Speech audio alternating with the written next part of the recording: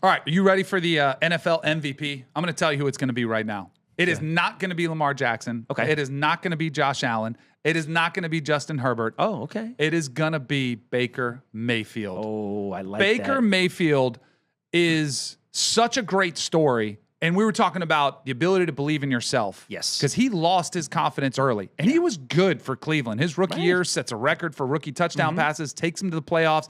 Then there's all these rumblings in the locker room that it was an issue. He gets cut, goes to Carolina. It's a disaster. Goes to the Rams. He has that one moment where he's there for 5 days and has an unbelievable performance on primetime. That moment won me for Baker. I love Baker at Texas Tech. I loved him at Oklahoma. Yep. I just love the stones on him because that is, I mean, from my quarterback, that's what I want. I like the quiet, go about his business, handle it, blah, blah, blah. I like a little nuts on my quarterback. He's got big ones. He sure does. How about, I mean, his and performance. he's like 6 feet tall. Yeah, he's not that He'll big. He'll fight anybody. He'll do anything. Yeah. So a couple things from last night's game because they just had the big win last night against the Texans.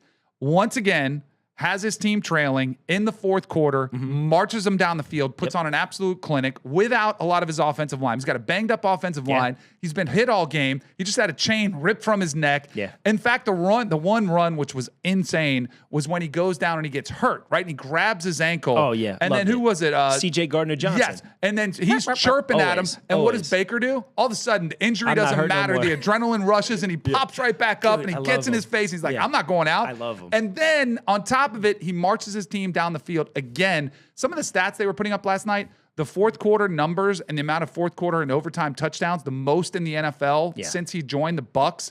He is legit. Last year he had 41 touchdown passes. That was second in the NFL. Joe Burrow was the only one that had more.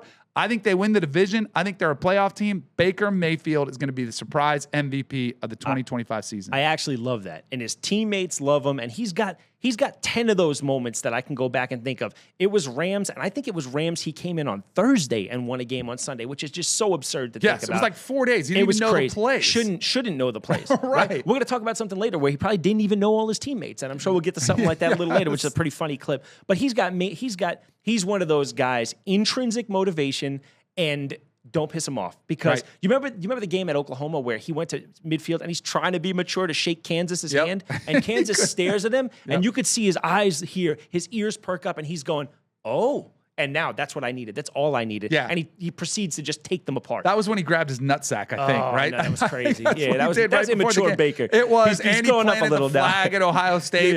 Hey, if you don't unplant the flag, then stop him from what he's doing. He's another guy who's found faith, I think, and it helped him mature a little. And now he's finally settling it. Like you said, he's in that groove now, like right where he needs to be. I think his newfound faith, because I saw him on I think it was Sports Spectrum. He was talking about his faith and how he had hit rock bottom. Right. And he said that's what he needed was to hit rock bottom. It put things in perspective, made him turn back to his faith.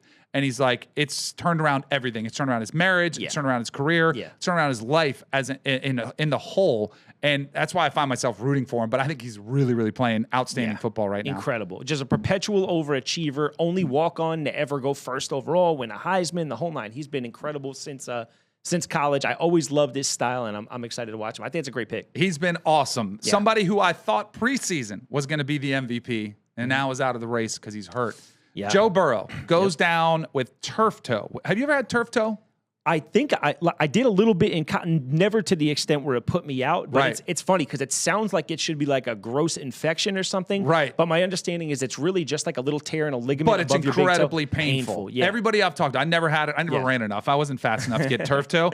Everybody I've talked to said it's so painful. So now he's down again. Do we have the injury history of Joe Burrow? Because he is missing a lot of time. He's already had an ACL. Yeah. He had the finger in 2021. Yeah. He had the MCL sprain. Remember the weird hand thing? Yeah, the wrist that he was trying to cover up. And throwing on the sideline, you could see him in agony. So here's what worries me about Joe Burrow. And I've said this about other quarterbacks in the past, and it's gotten me in trouble. Some guys' bodies aren't built for the NFL. Okay.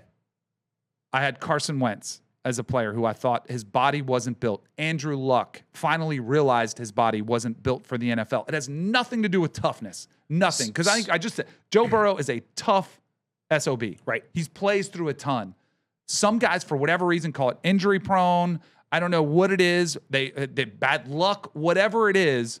they're just not built for the NFL. And that's starting to worry me about Joe Burrow because the injuries are starting to stack up. And this is his prime. Right. And you've got a quarterback who you very clearly can win a Super Bowl with, and he's missing almost 50% of his time. Yeah, you mentioned a guy who I think we get a lot of Andrew Luck vibes, right? Through 5 years, Andrew Luck retired at 29, played 70 games, and he was sacked 156 times. And it was just a massive number. Well, Joe Burrow, through the same 5 seasons, through 69 games, has been sacked 196 times. So he's 40 sacks more. I would love to continue on what you just said. Now, explain to me, for a guy like Andrew Luck, who's 6'3", 6'4", 235, 240 pounds, how is that body? You think he's a big, strong Hulk? Explain how that's a body that's not made for the NFL versus another 6'3" body that's 230. That's Baker Mayfield's not jacked. No, he hasn't struggled with injuries. I mean, Tom Brady was not that thick. Yeah. Remember, he was into elasticity, and his combine video goes viral because he doesn't look. He's got bad body. Even a Russell Wilson. Yeah. Russell Wilson, he's not hurt a ton for a guy who used to run all over the place. Right. He plays a lot. He plays a ton. And he's 5'10", and 205 pounds, maybe. Yeah, I don't know how to explain it. That's why I don't know if it's just bad luck, if it's somehow your bone structure is not as strong as others. Yeah. It's just, for whatever reason, some guys have a knack for survival and others don't. I think it's egregious. The Manning brothers were always great. I mean, both of them played an insane, until Peyton's neck, I think he played like 10 years. Yeah. And then Eli would have played his entire career if they didn't, just sit him for that one crazy He had game. the incredible streak that he had. Yeah. So it's something that you cannot measure at the combine, or else you would see guys avoid this. I do wonder, some guys fall differently.